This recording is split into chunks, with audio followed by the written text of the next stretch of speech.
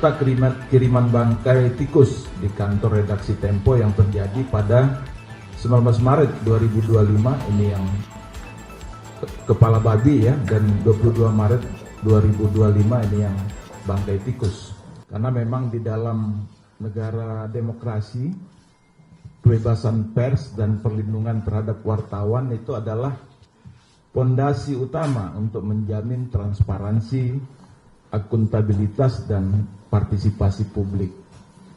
Nah, oleh karena itu, sehubungan dengan peristiwa yang dialami oleh salah satu wartawan Tempo, pada khususnya dan pada umumnya rekan-rekan dari Tempo, seperti yang sudah kita ketahui bersama, maka kami akan melaporkan sejumlah langkah-langkah yang telah kami ambil dan juga berbagai temuan serta beberapa dugaan pelanggaran HAM yang dilakukan. Nah, nanti saya dan Bu Anis akan menjelaskan dari sisi Komnas HAM, dan selanjutnya nanti Mbak Sri Suparyati dan Mas Wawan ya, Wakil Ketua di LPSK, itu akan menjelaskan dari sisinya LPSK. Dan saya kira rekan-rekan sudah dapat keterangan persnya? Belum ya? Belum ya, nanti setelah acara akan dibagi. Jadi saya membacakan saja. Komnas HAM memberikan atensi terhadap teror kepala babi yang diterima jurnalis Tempo Saudari Francisca Christy Rosana alias Cica, serta kiriman bangkai tikus di kantor redaksi Tempo yang terjadi pada 19 Maret 2025 ini yang kepala babi ya, dan 22 Maret 2025 ini yang bangkai tikus. Dan menindaklanjuti hal tersebut dan sebagai implementasi dari pelaksanaan tugas dan fungsi pemantauan yang diatur dalam pasal 89 ayat 3 Undang-Undang Nomor 39 Tahun 99 tentang hak asasi manusia, Komnas HAM telah melakukan berbagai langkah antara lain. Yang pertama, pada hari Senin kemarin kami menerima audiensi dari Komite Keselamatan Jurnalis Indonesia dan redaksi Tempo. Jadi mereka datang ke Komnas HAM ya, menyampaikan laporan yang terjadi baik yang tanggal 19 maupun yang tanggal 22 Maret. Kemudian setelah itu kami melakukan permintaan keterangan dan peninjauan lokasi kejadian di kantor redaksi Tempo.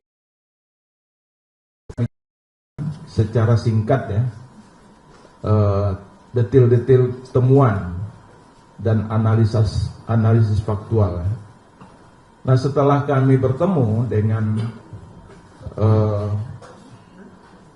jurnalis Tempo tersebut dan kunjungan ke kantor redaksi Tempo, kami menilai bahwa yang bersangkutan membutuhkan pelindungan dari LPSK, maka kami pun berkoordinasi datang langsung ke LPSK dan diterima oleh pimpinan LPSK untuk mendiskusikan kemungkinan pemberian perlindungan kepada salah satu jurnalis Tempo tersebut beserta keluarganya yang membutuhkan. Dan pada saat pertemuan itu juga kami menyepakati untuk berkoordinasi langsung dengan Bareskrim Polri yang pertemuannya sudah kami laksanakan dengan Bareskrim Polri kemarin.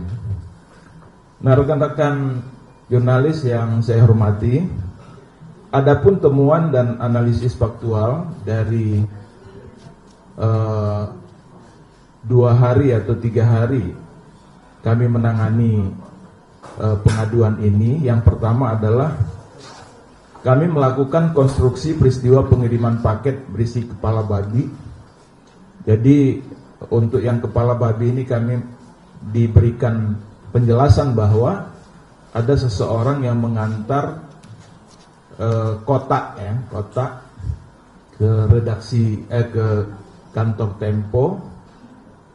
Namun pada waktu itu kotak tersebut belum ada nama ya, tidak ada nama di kotak itu. Lalu si pengirim ini bolak-balik menelpon seseorang karena kebetulan Mbak Cicanya tidak ada di tempat pada waktu hari Rabu tersebut. Sehingga kemudian setelah beberapa kali menelpon barulah kotak itu ditulis nama yang akan menerima. Jadi di situ ditulis menggunakan spidol yang ada di tempat menerima paket di bagian depan di Tempo tersebut. Jadi baru ditulis nama Cicanya, tetapi pengirimnya memang tidak ada ya, siapa pengirimnya. Kemudian baru yang bersangkutan meninggalkan lokasi dan dia berdiri di situ kurang lebih 10 menit. Jadi cukup lama dan juga sempat membuka masker. Jadi sebenarnya identitasnya bisa diketahui ya. Buka helm ya, buka helm. Nah kemudian yang kedua juga, sedangkan detail lebih lanjut saya kira karena sudah banyak di media, nanti kami tidak akan jelaskan lebih rinci ya, karena misalnya diterima, dibuka, kemudian dibawa ke bawah, itu kami tidak jelaskan lebih lanjut. Kemudian yang kedua adalah paket berisi bangkai tikus ya. Nah, bahwa paket itu ada kemungkinan paket itu dilempar dari jalan di samping kantor Tempo. Jadi di samping kantor Tempo itu ada jalan kecil, jalan setapak ya. Kemungkinan mereka melemparnya dari sana dan dugaan pelemparan kotak tersebut sekitar jam 2 atau jam 3 pagi. Namun baru ditemukan oleh petugas kotak tersebut kurang lebih jam 6 atau jam 7 pagi pada saat petugas kebersihan akan membersihkan lokasi.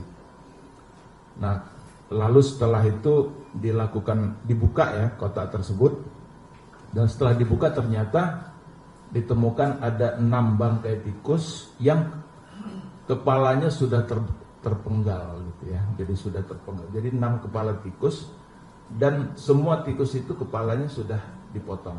Tetapi masih ada, baik badan maupun kepala itu ada di situ. Setelah kami komunikasi, bertemu dengan teman-teman Tempo, mereka menjelaskan ada kemungkinan 6 tikus podcast bocor alus ya. Jadi mereka ini yang mengelola podcast bocor alus, artinya yang tampil dan mengelola podcast itu ada 6 orang memang. Jadi ada 6 orang. Jadi dianggap itu merupakan simbol dari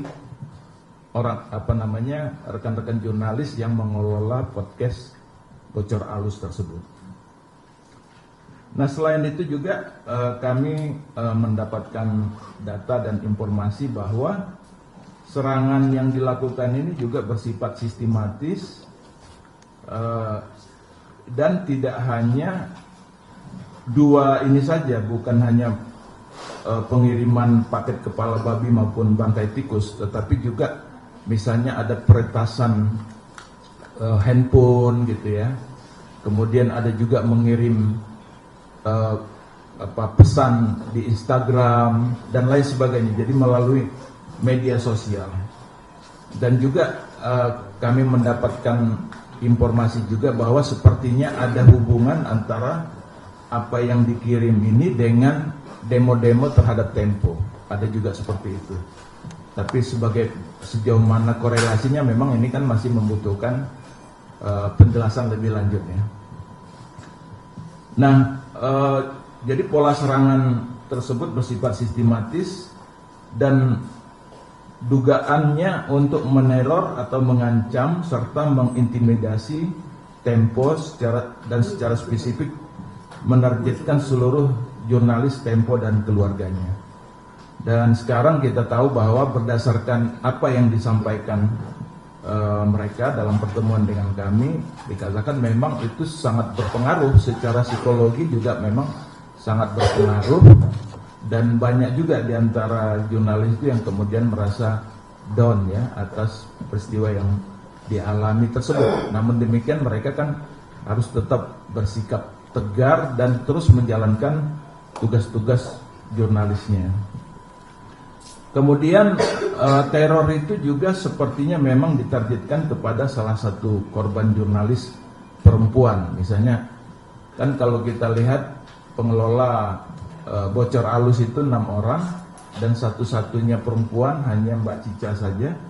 Tetapi itu kiriman itu ditulis langsung nama yang bersangkutan, Cica. Nah, yang kedua juga yang diteror itu bukan hanya dirinya tetapi juga keluarganya Mbak Cica yang berada di tempat lain. Nah, jadi sepertinya memang mengarahkan serangan itu kepada jurnalis perempuan. Apakah karena perempuannya dia dijadikan sasaran? Itu juga mungkin perlu digali lebih lanjut ya.